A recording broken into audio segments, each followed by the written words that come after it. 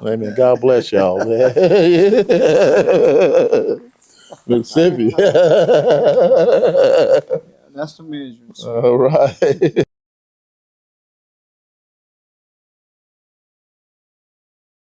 Hey, good afternoon. My name is Pastor Colbert. I'm the pastor of Bible Way Impact Outreach Ministry, Pastor Colbert.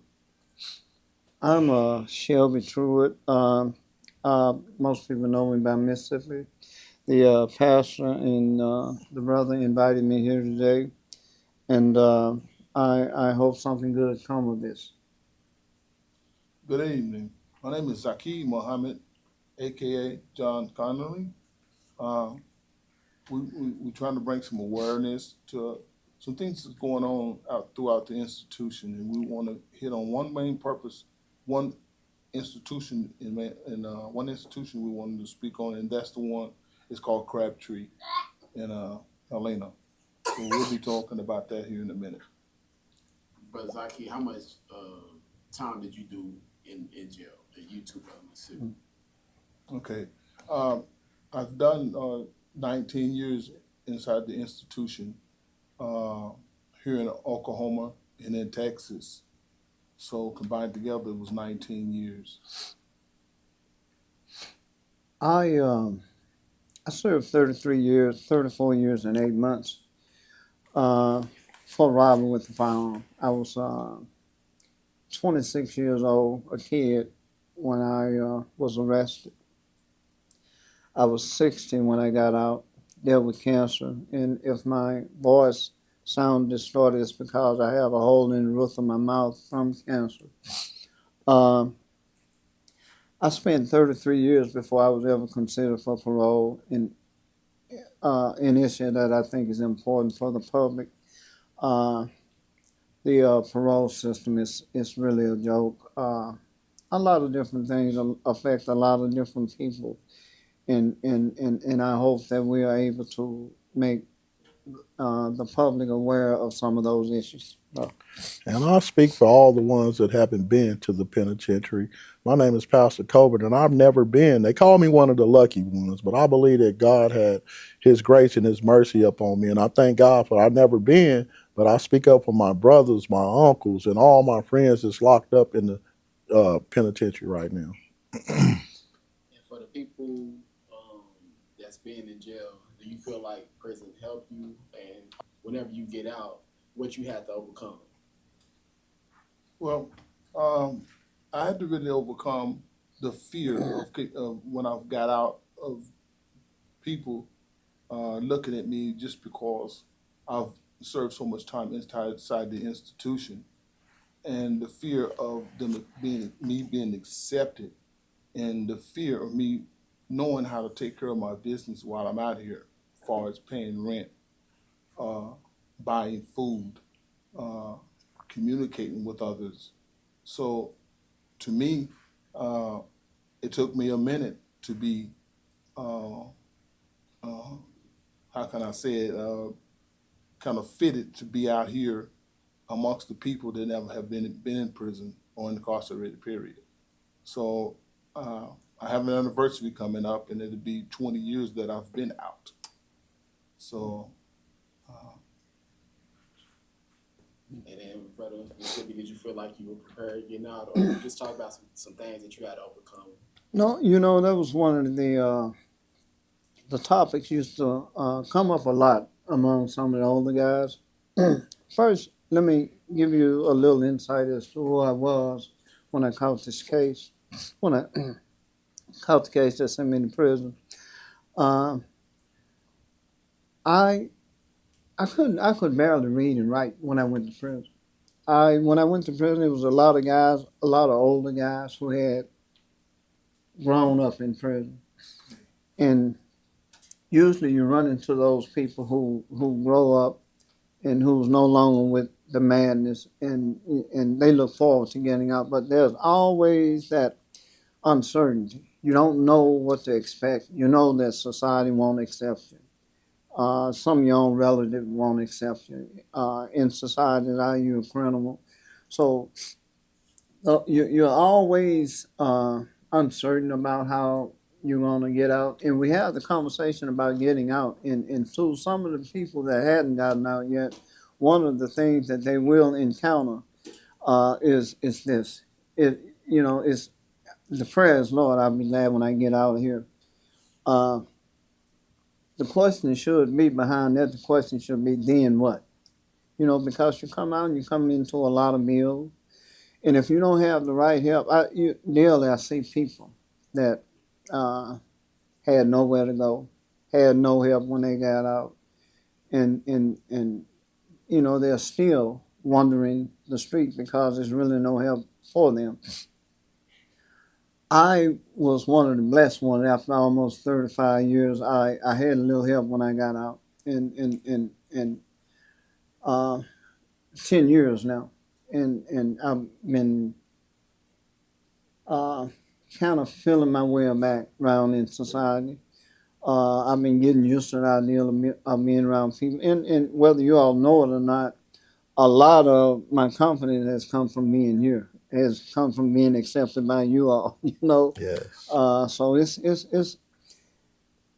something that you have to grow to, something you have to grow into. I speak for those that my dad was in jail for incarcerated for a long time. I had to show my dad how to fill out an application. Had to show my dad how to get a roof over his head. Had to his driver's license. Had to show all this to my dad. And my dad came out when he was incarcerated, and he only stayed out here 2 months. And that 2 months, he had cancer and he died. So I had to be instead of him being my father, I had to be his father. I had to show him. You know what I'm saying? And that's where we come in at. As I had never been where he been, but I've been here, and I know what it feels like to look for a job, and you feel like you got a felony and you ain't gonna get a job, because I had a felony and God has blessed me with a job. And I know that God will do it for somebody, but they got to have that same belief when they come out that God would never fail them. And if they have that same belief and show and God and just let God be God, but they got to believe that God won't fail. In other words, so I had to be the father to my father at the time. I spent the best 2 months of my life was spending that time taking my father to the hospital and making sure he's going to be all right. And then he said, "Thank you, son." You know what I'm saying? And I have a friend that's incarcerated right now. He's 72 years old, and he's been in there. He said, "All I want to do is come home. I don't want to die here." And he haven't had a write up in 32 years. And all he said, I wanted. And so I wrote the letter for him, knowing that he can come out and be a part of society with people like us that's going to help him get back to society. He haven't got a write up in 32 years. My question, you did 33 years, 34 years and 8 34 months. years, Yes. you going on 20 years. Will people change? Yes, that's an opportunity for um, people like us that's been incarcerated for so long to come out and to show a difference with trust, a difference with uh, uh, your way of communicating with people and others. Uh, to be able to join forces, what I mean by join forces, I mean on a logical level, intelligent level. Uh, a lot of brothers incarcerated are very intelligent. They have a lot of logic and knowledge, but we're still afraid to talk or to communicate with others outside of the institution because of being locked up for so long. But if you get around the right people Yes. and you get around the right things that need to be done for as you knowing how to live out here, you can change. You can change 100%. I change. There are so many guys. I really have to take my head off to a lot of the guys. You're looking at the product of people that were taught by some of the guys that has passed away and that are still incarcerated. Some of the most educated people I've ever met. They come in politicians, and they became. I bachelor degrees, associate degrees. A lot of guys got those things while they was incarcerated, and they inspire you to change. Um, Change is something that comes to you when you get it, and don't misunderstand me. It's not something that uh, you have to be at a certain point in your life. I think uh, I have some guys uh, that I know that have matter of fact they tutored me in so many things. As I was saying, I one guy encouraged me once. He said they do a psychological evaluation on you when you get here in Mississippi. He's saying get yours. This was about 20 years later, and he uh, assisted me in getting it, and I got it. And I went home. I went to the cell that night, and I began to read it. And it said, subject has an IQ of 80. And I was thinking on a scale from 1 to 100, 80 is not bad, right? And the guy that encouraged me to get it, no, I'm sorry, it was IQ of 75. And then the following day, I was telling the guy, I said, you know something, man? I said, it really wasn't so bad. He said, what do you mean? I said, because it was, they said my IQ was 75. He said, Mississippi, he said, go to the back of the page you get and read that and determine. And so I searched it. Took a few days to find it. But it was when I found what it really meant, the definition of when I found it in the paperwork, it was an IQ of 75, was borderline mentally retarded. I didn't even know the guy that they was describing in the paper. But the things that they were saying, I lived them and I recalled them. I knew they were true. And I think that was the biggest impact on me changing then, right? By then, I had been around guys that had encouraged me to read books. Man, I remember the first book I read, I felt like I had accomplished something. I'm an avid reader now. I love reading.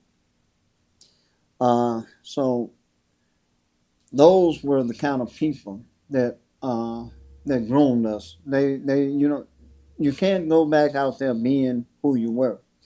And I remember so many times, so often, guys said things like the term rehabilitation. You don't want to use that term because rehabilitation means make as was, right?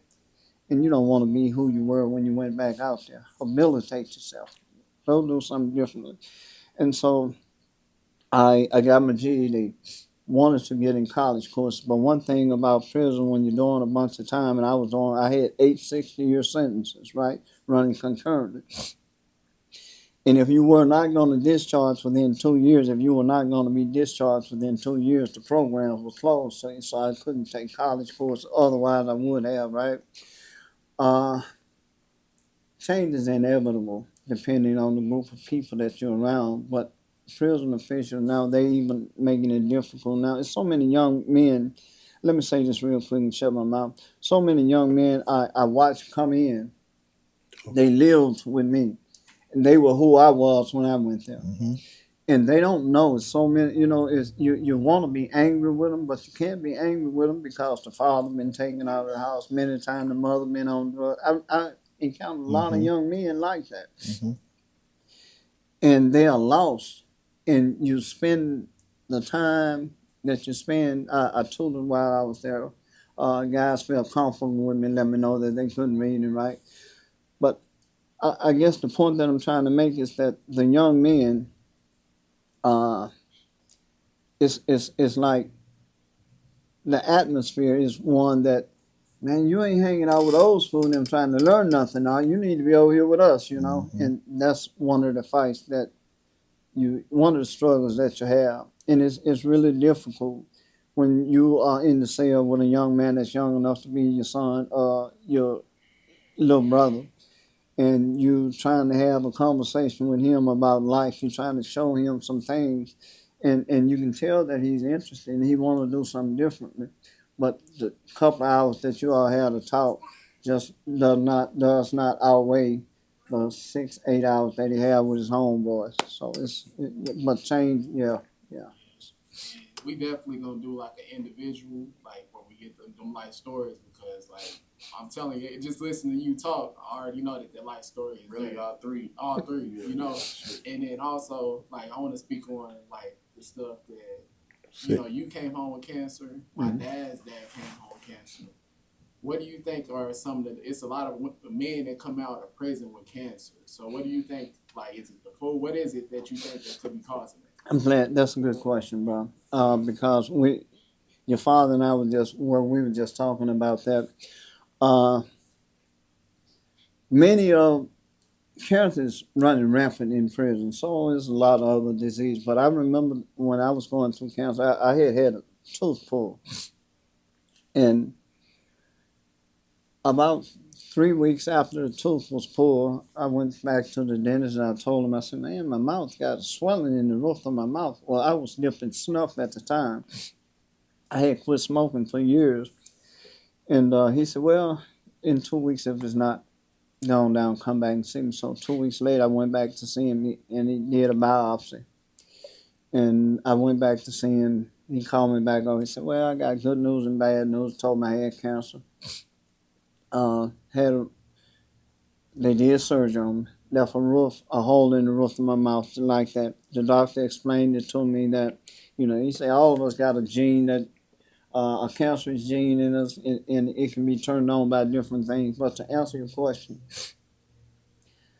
a lot of that arises from prison.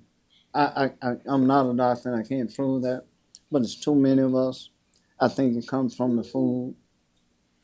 I think that, man, it's just a condition. The things that you're subject to. Stress. You're in a, Brian, when I say stress, I mean it's like every day you're waiting for the other shoe to drop. And so I'm sure that, and I met a lot of guys that just had a friend that did 48 years uh, dealing with cancer. A close friend of his dealing with cancer. So many of us get out dealing with cancer. I'm one of the fortunate one. I was with his brother. His brother passed dealing with cancer. So I think that it's my belief, and I can't prove it. Is my belief that it arises from the conditions in prison, which include the food. Yeah, so to piggyback off that situation he's talking about, dealing with the cancer and the situation that's going on with cancer inside the institutions. Yes, it's dealing with a bunch of food, uh, the Kool Aid and stuff that they serve down there. Uh, it's a long process. It ain't just you get cancer right the next day, the next month. Right. It's a process that's going through. A lot of the elderly guys over in Crabtree, I want to speak about that because those brothers over there, they need a chance, man, to get back out here in society and do the right thing. Live the rest of their lives out here with their family, their children, their brothers and loved ones, man. It's really sickening to understand that there God will give us a second chance. Allah always look out for the believers, and He'll give us a second chance. But humanity as a whole, man, there's a big issue going on with that, getting a second chance. Um, it's living proof that we can do our time and get out, and come out here and be a part of society, and to not only be a part of society, but be uh, um, some help to the society out here. You know, uh, like I said, I'm speaking about the brothers over in Crabtree because everybody over there is majority of the brothers over there. They're on walkers. They got cancer. They're dealing with medical issues. Uh, the medical the medical issues that they're dealing with over there is just getting worse and worse. And we just pray to God that those brothers get another chance, man, that they can come home, and not only come home, but to come out here and be in society amongst the Christian brothers, as far as the pastor over here, be with them, be with the Muslim brothers, As you can see, I'm sitting in their church now, uh, where I come to their church and I listen to the words of what the pastor has got going on. And us Muslims, we search knowledge from the cradle to the grave, and we will continue to grow and be respected as believers. The pastor is a believer, Yes. and his family is the believers. So we really appreciate being around the pastor. Our Salata Jumar is where I go every Friday, and the brothers over there, they're really uh, looking forward to being able to meet the pastor. So back talking about the brothers over in Crabtree, um, I wish they'd get this message because we really feel for those brothers and we love them. And then we're gonna go back to like the Muslim and the Christians, but we're gonna speak on like the crab tree, which is where you just took a visit. You got a brother that's serving life right now. Yes. What did you see? And then also, what is the you said the Kool-Aid? What is it? What do you think that they're putting in it, or what is it? You know, Well, it's nothing that they're putting in it, okay. but the package. The package says on the back of it that it's not consumed for humans, period.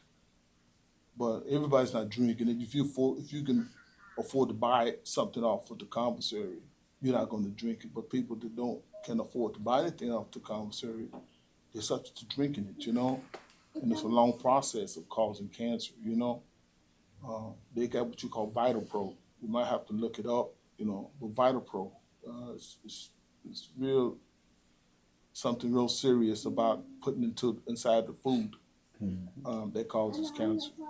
Everybody that's that I'm in contact with out here in the free world, Sippy and the rest of the guys that I'm around out here in the free world, everybody's got cancer. If you've done over 30 years or done over 20 years or done over 15 years, the long run is that cancer is your ending, your ending. And then also, you just took a visit. Talk about how much time your brother is doing, how much time how much Well, time is he in right now? my brother's doing a couple of life sentences, and and when I went to visit him, it was one of the hardest things in the world that I could see my brother over there in Crabtree right now, and it's the hardest thing that I couldn't take my brother back home with me, and that was one of the hardest things. And then I was my brother's father that growing up, and it really hurt me to see my brother right there in Crabtree, and then not just him, all my uncles and friends and family that's over there in Crabtree, and all I seen was people in wheelchairs and people on crutches, and I just seen a lot of elderly people, and it just hurt me from the bottom of my heart to see all these elderly people over there. And my uncle said, "This is my uncle, and his name is Buster." And Buster Glaze. And all he said is, I want to go home and die.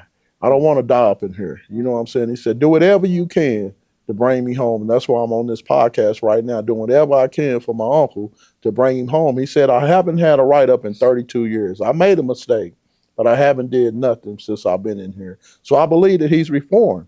And I believe that when he come home, he's going to be a older young man that can help a lot of young people, just like these two guys right here. I met Brother Zaki in Mississippi, and they just some people that I can talk to because I never knew my dad, but they knew him. They knew my dad had a good heart. You know what I'm saying? They told me so much about my dad. And it's just that good feeling, that good vibe that where older people can go back and tell younger people how it goes on up in there. Because I never been to the penitentiary or nothing like that. You mentioned that you went to see your brother. How long is this? Is recent? 2 weeks ago? Last week? I just went last week. I just went to James Crabtree last week, and the worstest thing to do is see my mother that her son to cry because he can't come home. You know what I'm saying? That's one of the hardest feelings in the world. And I speak for those that's in jail, and that's one of the hardest feelings. I seen my brother. I seen it on his face that to see his mother cry that he's not going home with her, and then it's one of the hardest feelings in the world, and it hurt me to see my brother that can't come home. But I know that I believe that my brother's coming home one day. You know what I'm saying? And I believe that God knows all things, and God is a forgiver. And you know what I'm saying? And God loves everybody. It doesn't matter what you done, how much you done. God's love everybody. And that's what we got to get. We got so much hatred in this world that we forget about love. If I can piggyback off of that, I know Buster, fierce chest challenger. We met in the gym every day around the clock at Crabtree. That's what we did. We played chess daily. Uh, Crabtree is a place that they send older people, especially when you're dealing with some illness. And it was a place that I felt trapped while I was there. And I said, "You're not going to keep me here to die. That's what you sent me here to do." And I I sometimes I was considered a bad actor because I didn't want to be there, right? Because that's the atmosphere. It's like people you meet, it's like they've given up. And the system has really just beat people down. And a majority of the people that I got to know personally over the 34 years and 8 months were like me, young, like his father, made terrible choices. But we learned. And many of the people that's there now are like me. You don't have to worry about them trying to break in your house at night. You don't have to worry about them out in the streets with the madness, whatever it is. I live on Social Security, and it's just enough money to pay rent. But I'm fine with that. I'm fine with that. I don't have a desire to go out here and do what I. And there's a lot of those guys in there that's at Crabtree right now. They're no threat to society. And the thing about it, prison officials already know that. It's just that they don't have a voice. They don't have a platform. Um, and when you don't have a voice, you get lost in the system. You really do. And I mean, we can just look at the political system around us right now, and things that appear wrong made right. Uh, I guess what I'm trying to say is I think that we have to uh, pay more attention to our relatives and friends that are incarcerated. We have to become a voice for them. Yes. Buster, I they know, man. How can you not look at a guy and tell what he's been doing for 30 years and not know who you dealing with, not know who you letting on the street? So it can't be if Buster hadn't had a misconduct report. In there, you can get a misconduct report for looking the wrong way, right? So he done walked on eggshells for over 30 years to avoid a misconduct report. But and it's not that he's not getting them because he's slick. It's because he's doing the right thing. And I was at the Crabtree with him. I know this. I know that they the officials sometimes they kind of turn us, especially with the younger generation that's coming in. They feel like it's nothing they can do. They take the older guys, man. Why don't you try to talk to them? So let's speak on, like, for instance, if you were in prison right now, which you served 34 years, you served some time too, and it's ran across somebody just speaking up for you, advocating for you, how would it make you feel? Because prison, like you said, one step at a time. It's hard every day. It could be tough. You know what I'm saying? Mm-hmm. How would that make you feel being in that moment? Excellent. But what you want people to do, you want them to speak on what the issues really are. If they know what the issues are, you want them to uncover what the issues are. And I think you all going to be doing this for a while. And this probably may be an introduction. I don't know. You won't be able to peel it away. But there are so many issues. And I think the most important issue is they don't have a voice. And I remember having some conversation with some guys And the question came up, how long you say you've been locked up? And I told them, I forget how many years it was at the time. And they said, have you ever been right? I said, what do you mean? Haven't you been wrong? They made it real clear. Haven't you always been wrong? And I thought about it at that time. And imagine, like Buster, imagine 30 years and you're wrong all of the time. You having to explain something to somebody that don't believe you. You don't have a voice. You just, it don't even make any difference. It don't matter. You just beat down. So what you want to do, you want somebody that's speaking on the situation to peel it back so the public can know this is what we're dealing with daily. The doctor, the parole board, the case manager, and they have an inner system promotional thing that's going on. A guard uh, will become your case manager or your unit manager or your counselor, and they're not independent of the system. It's just whatever they've been taught. And let me say this real quick, and I think most guys believe this.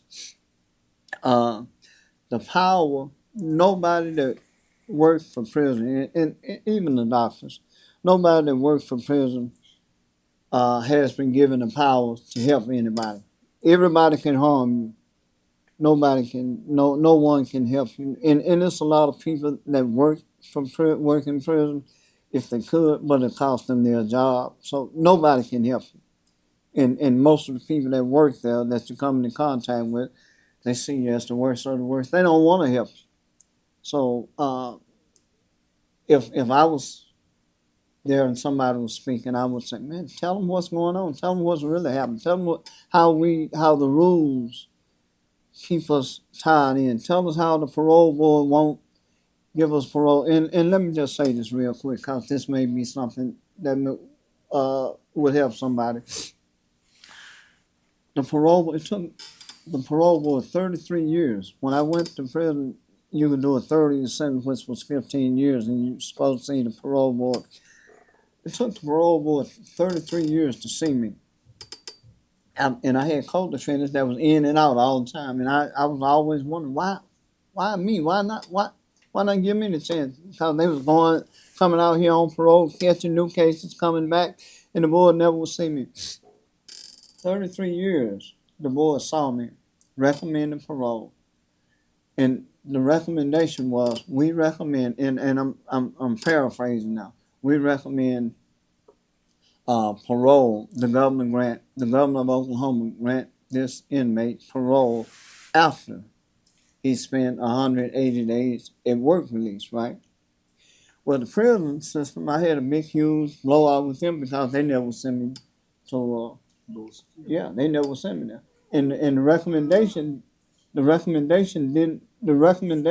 the governor was depending on me spending 180 days at work release without getting in any trouble, but I never could get to work release because they never done the paperwork for me to get there. And they, after we was fighting back and forth in court, somebody from prison called the governor, a lawyer, one of the lawyers, and said, just go ahead and deny him. And so they told me with a smirk on their face, the governor denied you. But still, they were wrong because the recommendation depended on me. The governor had no say in the matter, shouldn't have had any say in the matter until after I spent 180 days at lower security without any trouble, but it never got to it. And so a lot of them guys deal with that. A lot of them get recommended by the pardon and parole board, but the prison system just pretty much said, we're not going to send you anywhere. And I mean, who they going to complain to? The director? And so it's a lot of things, a lot of layers on the onion have to be peeled back before society really gets. It's so many things, bro. So many little things that prevent guys from being home. How do we prevent these same things happening to the youth? Like, so you went to go see your brother, and they're not hearing the stories of your mom crying, when she leave because the visit is over. What Or, like, as you said, Mississippi, that it's almost as if you're looking into the mirror Yes. with the youth. You know, like Yeah. you can't really be mad at them because that was once you at the same time. That's right. That's right. But how do you, try to reach out to the youth? But me, as never been, I could reach out to them right now and tell them that reality really hit when you get in front of that judge. That's when the reality really hits. When you get in front of that judge and nothing can't nobody else do, and you just got to go with it. But you have a chance right now today to stop doing what we doing, man, because it's getting real. And all them people that went in jail, they was young and now they old. They in wheelchairs, and some of them never coming home.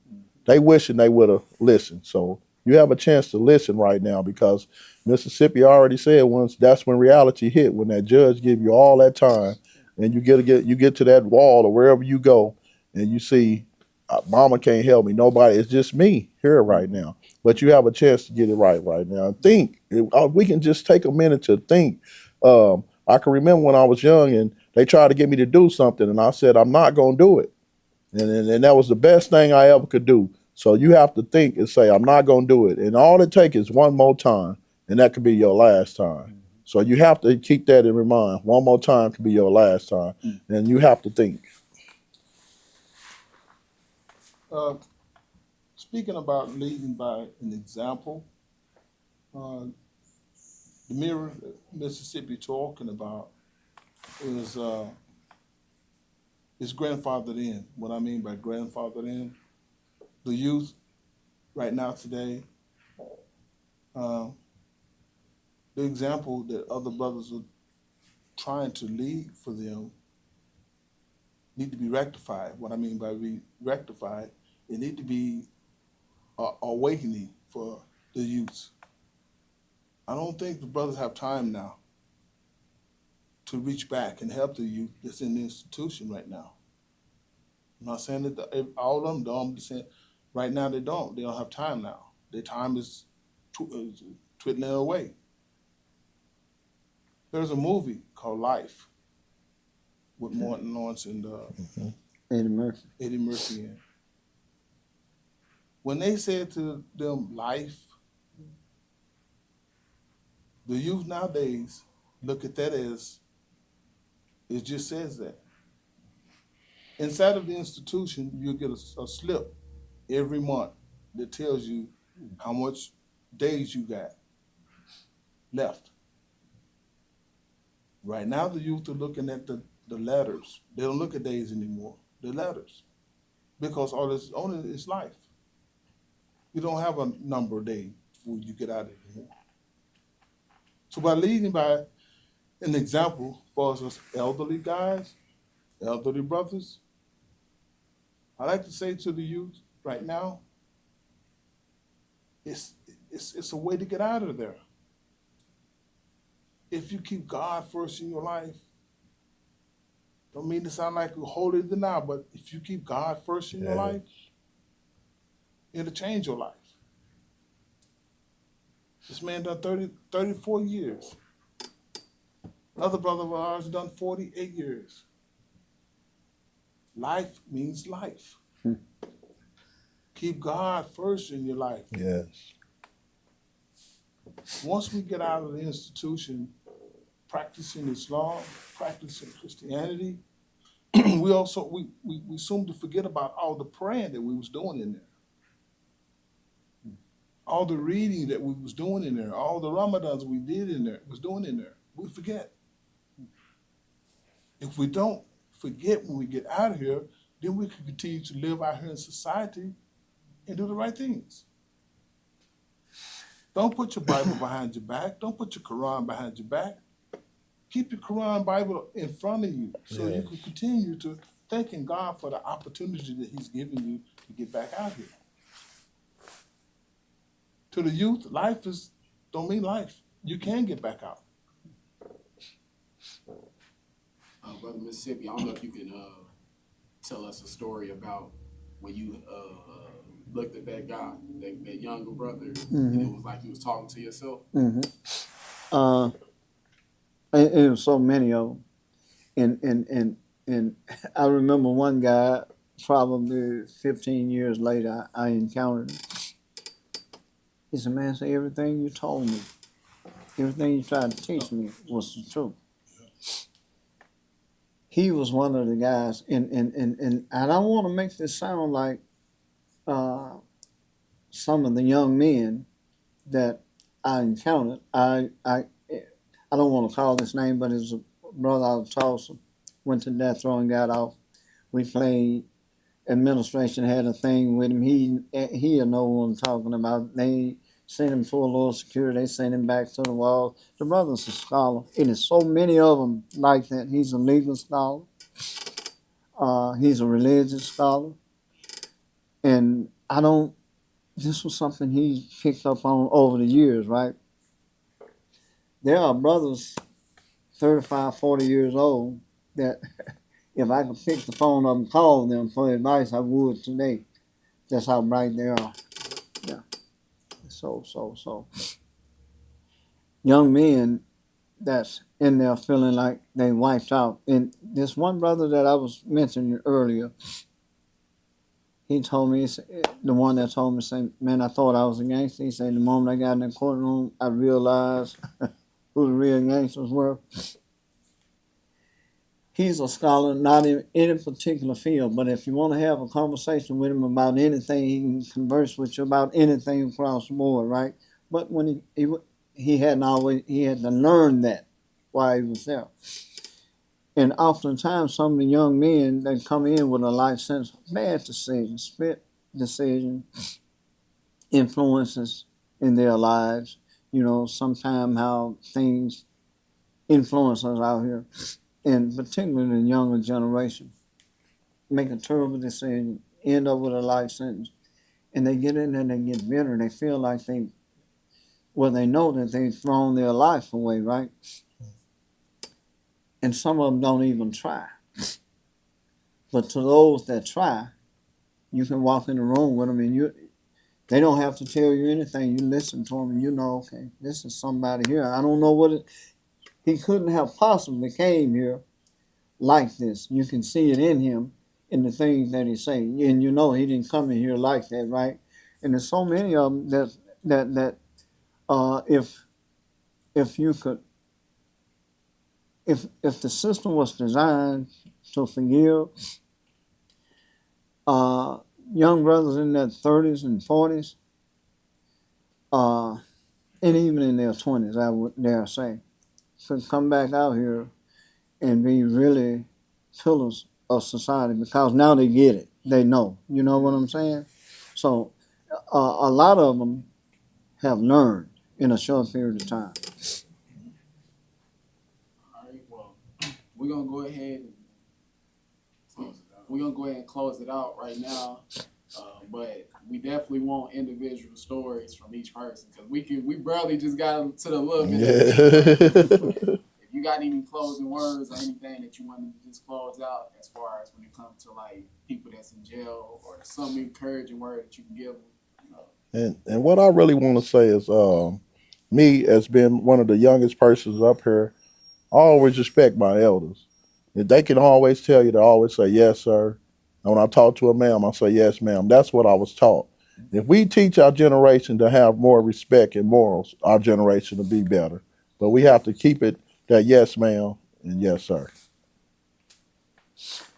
Uh, our community has, I think we, as a father, uh, I wasn't there. I learned the hard way. I wasn't there for my children. I look at you all, and it is a blessing to see the kind of relationship you all have. And I see it each time I come here. I see that, and I think for the most part, is our community has failed our youth. I think the fathers not being in the house and the mothers pull different ways, and a large part of that I think rests with guys like me. I used to say this all the time. Say, man, you know something that could have been my son right there. To some of the older guys we talk, these were the conversations we had, but we wasn't, we might have went in somebody's house. We might have met their mother at a club somewhere, and we went to the house. We had no interest in the children because we hadn't been taught anything like about that ourselves, right? And years later, you see this young man, you knew his mother, and you feel like once you awaken, you feel like, I did a disservice. I could have given him something. And so I think we fail, my generation, we fail our children, and our children didn't know how to be a parent to their children. Uh, we, my children would be the age of your father now, and we didn't do a real good job. We was distracted, and so we didn't do a good job at the youth, and we didn't offer them anything. We didn't point them in any direction. Whatever they got it out there in the streets on their own because we were out there doing whatever we were doing. It's true. And so to the young men that's where you all are right now, man, I take my hats off to you because you could be doing something totally different. You could be behind bars somewhere. You could be involved in a drive-by, but every time I come over here, you're doing something constructive. So you can't fault the younger generation because we don't know. They don't know. They don't know, and they really have to get there. And sometimes they don't want to hear the preaching because I didn't want to hear the preaching, and I don't know what the answers are, but I know collectively we have them. And Brother Lakeith, if you wanted to just give like an encouraging word as far as to the Muslim brothers, this is gonna be a platform for people to speak on. We're gonna start with you guys, but like, what is something that you would give them in order to tell their story, testimony? Like, 'cause you brothers got testimony. So, what is some encouragement that you can do in order for them to have the courage to come up here and speak? Well, the best encouragement that I have for the just not only the youth, the elderly party too, is I spoke to your dad about a smile one day, and I said that to him because we were scarred inside the institution not to smile with anybody because it'll make you look not good. So I was talking to him about a smile, but I was giving him a thumbs up because his sons, have such a smile on their face of innocence. And what I mean by innocence, I'm not talking about in trouble or anything. I'm talking about innocence from God. The smile on his son's face is what I'm working to try to get from the time that I've been inside the institution. So we're working our way back. Me, Mississippi, other brothers, working our way back into society so we can be able to smile and have joy in our lives that we didn't have years ago. Your dad has really helped me. He really helped me come along. And what I mean by help me come along, I'm talking about a spiritual help. And me as being a Muslim, we take that as being so joyful that a person can help you in your spiritual walk by just not only just a smile, but the encouragement of him with his sons growing up.